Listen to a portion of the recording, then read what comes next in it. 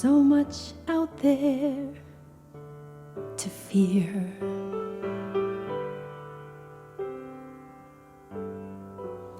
I could watch safe from my balcony year after year. No, it feels wrong just humming my song when I could lead the band.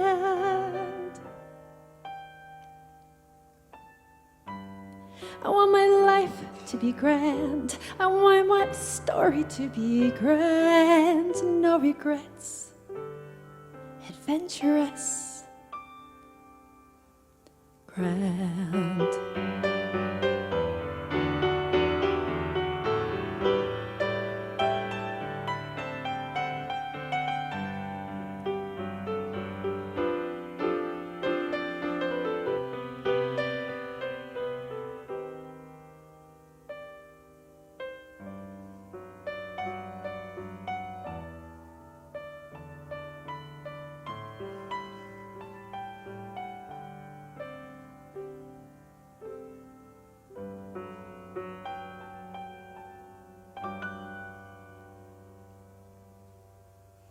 Thank you.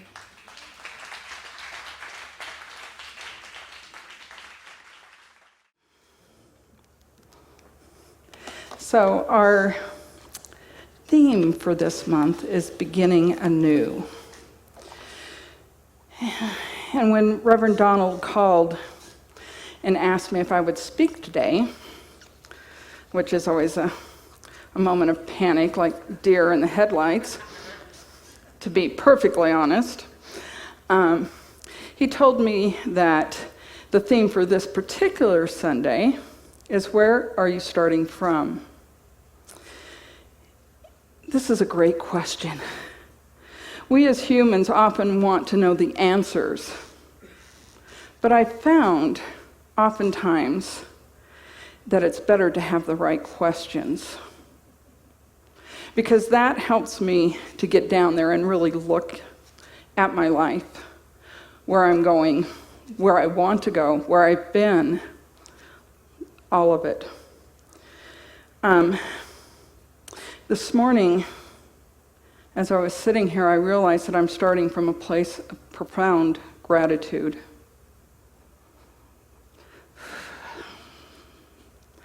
I understand when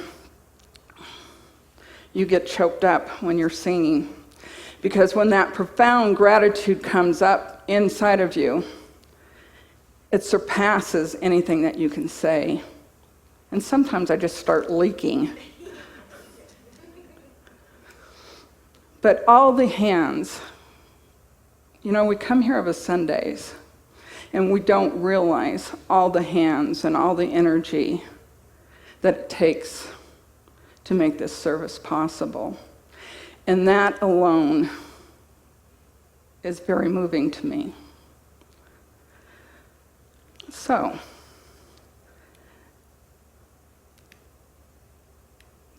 there we go. Yay. Gave me a moment of panic. So, later, Reverend Donald sent this. Life experiences are driven by our point of view. What point of view are you looking from right now? And that was a much deeper question for me. And deeper questions make us dive deeper. A few months ago, Reverend Donald did a class called The Soul of Money. And during that class, we did an exercise about discovering our core values. Now, we started with a list about 50 core values. And we were supposed to do this process to get it down to 20. So we did that. And then we had to get it down to 10. And we did that. And then we had to get it to 4. Now, the 20 and the 10, I wasn't really surprised about what was there. It did surprise me what was in my 4.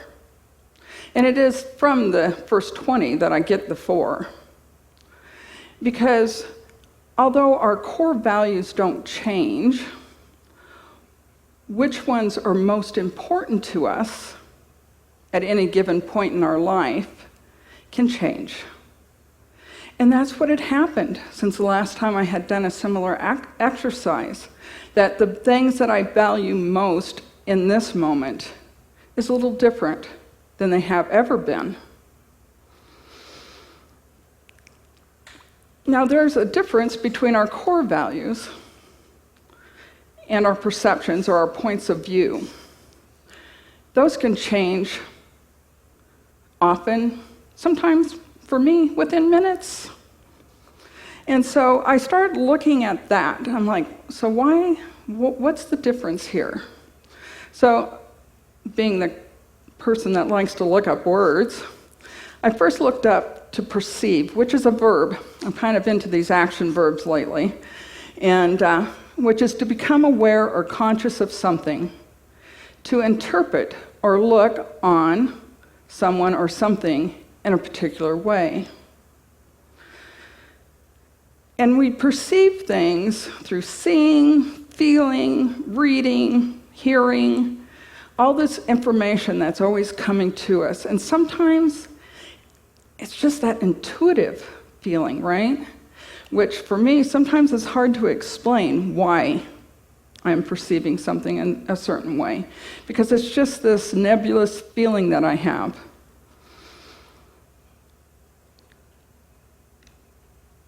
And then I looked up the noun, perspective.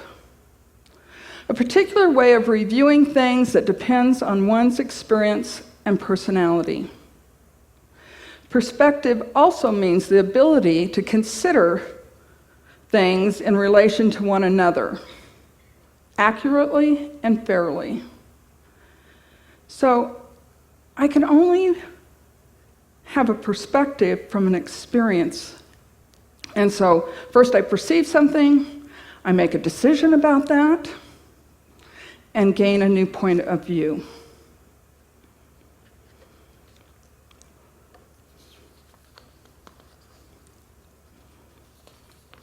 I realized my first thing I was going to do is take a drink of water when I got up here.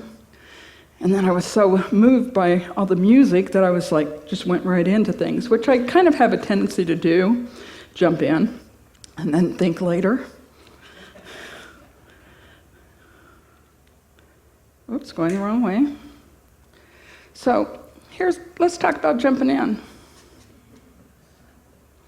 So here's a couple of different perspectives. It's deep. No, it's not.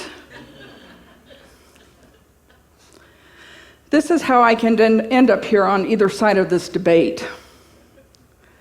If I have forgotten, or am afraid or ashamed of the times I have ended up in the deep brown stuff, I may totally deny that somebody else is there. No, you're not there. Because I either have never had that experience, so I have no way to relate to it, or I buried it.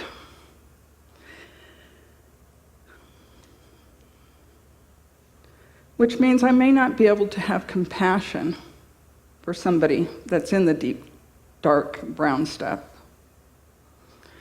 And if I have been in the depth for a long time, I may not be able to see how to get out. There's a couple of stories or little readings. The first one is about getting in the deep brown stuff. And many of you have probably heard this. I walk down the street. There is a deep hole in the sidewalk. I fall in. I am lost. I am helpless. It isn't my fault. It takes forever to find a way out. I walk down the same street. There is a deep hole in the sidewalk. I see it is there. I still fall in. It's a habit. My eyes are open. I know where I am. It's my fault, but I get out immediately. I walk down the same street. There's a hole in the sidewalk. I walk around it. And finally, I just walk down a different street. And sometimes we have people that help us to understand what's going on here. And sometimes we just get tired of doing the same stuff on a new day and decide to do it differently. So a man is walking down the street when he falls in a hole. The walls are so steep he can't get out. A doctor passes by and the man shouts up, "Hey, can you help me?" The doctor writes a prescription and throws it down the hole and moves on. Then a minister comes along and the man shouts up, "I'm down in the hole. Can you help me out?" The minister writes out a prayer and throws it down into the hole and moves on. Then a friend walks by. "Hey, it's me," the man calls out. "Can you help?"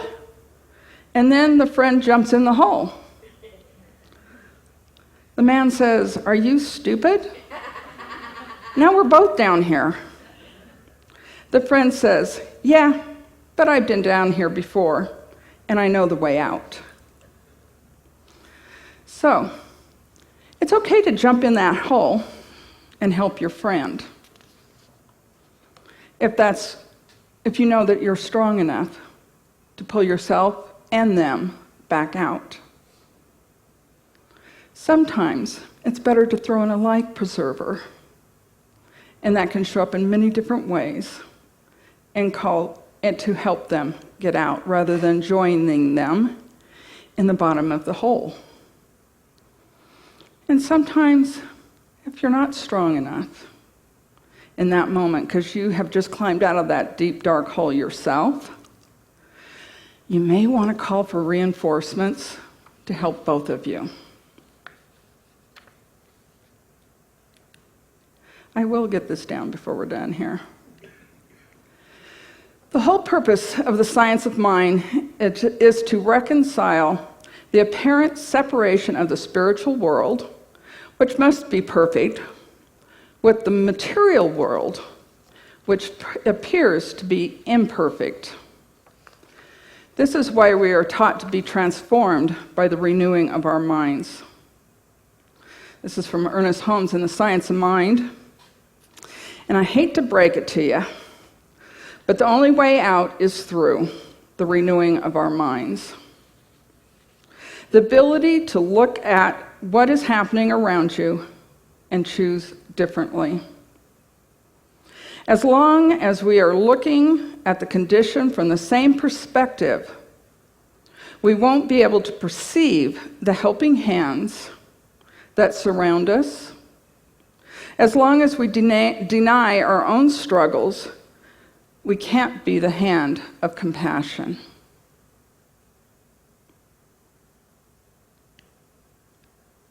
Here we go. Maybe the last one. So I love this cartoon. At first glance, it was about the difference in perspective between the two. However,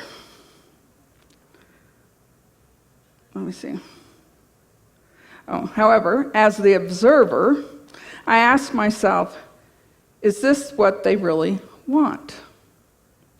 At first glance, yes, there's a boat and there is land. But will either supply all their needs?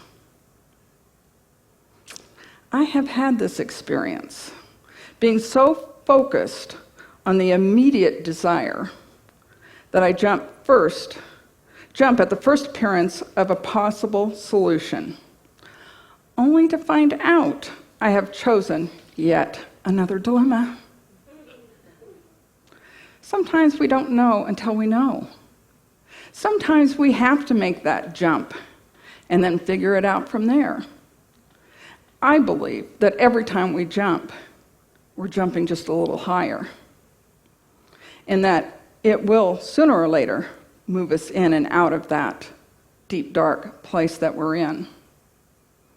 Sometimes, like when you need help to fasten this crazy thing to your body, you need to ask for help.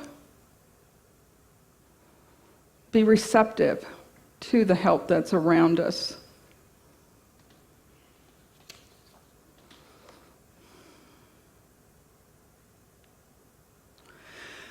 I always get what I'm praying for whenever what I'm praying from, let's try that again. I always get what I'm praying for whenever what I am praying for is also what I'm praying from. So we're always praying. More water. It's very dry.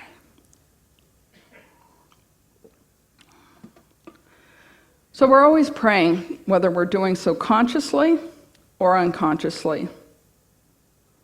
So as you step out into the rest of your day, pay attention to the thoughts that are taking up space in your mind. Are they supportive of your well-being and the well-being of others around you? Or are you running yourself down or being critical of others that you run into? If you truly want change in your life, you may want to rewrite the script. Keep editing and edit again. This isn't a destination. This is a journey. And every day, in every way, we can begin anew, and we can take stock of where we're starting from.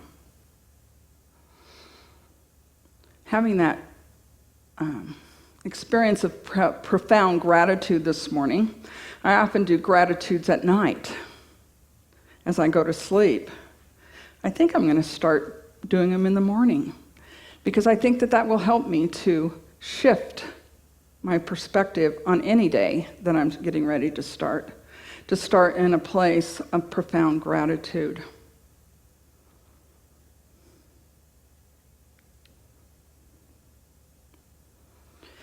It's not only moving that creates new starting points.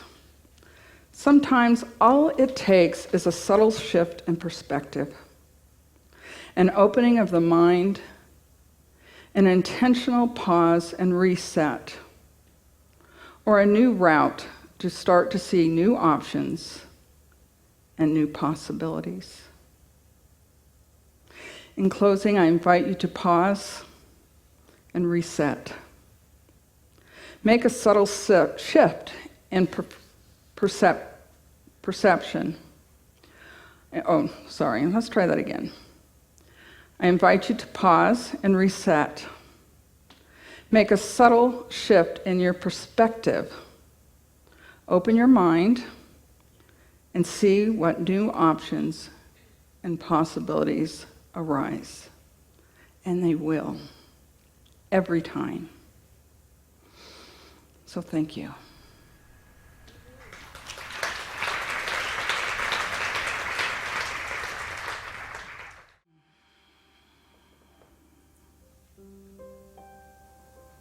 So as it's from this place of profound gratitude, I recognize that one spirit, that one presence that moves in and through all of life.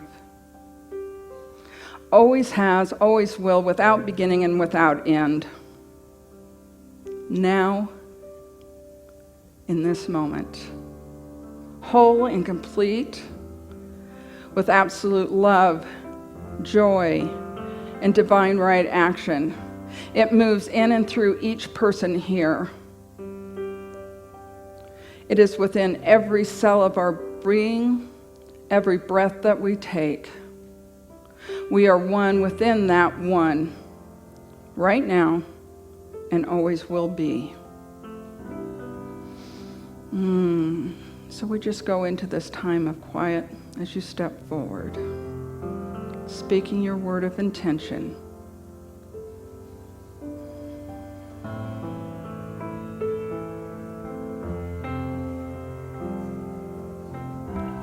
I know that each of us are fed this day, that we receive with open minds and open hearts all that is ours to receive, and that we share that with abundance as we move through our day, experiencing a broader perspective of life, a deeper connection with each other, a wholeness now and always. And it's with deep gratitude for this prayer and for all the words spoken during this time. For I know that they have been spoken, therefore they're already moving into being. As together we say, and so it is.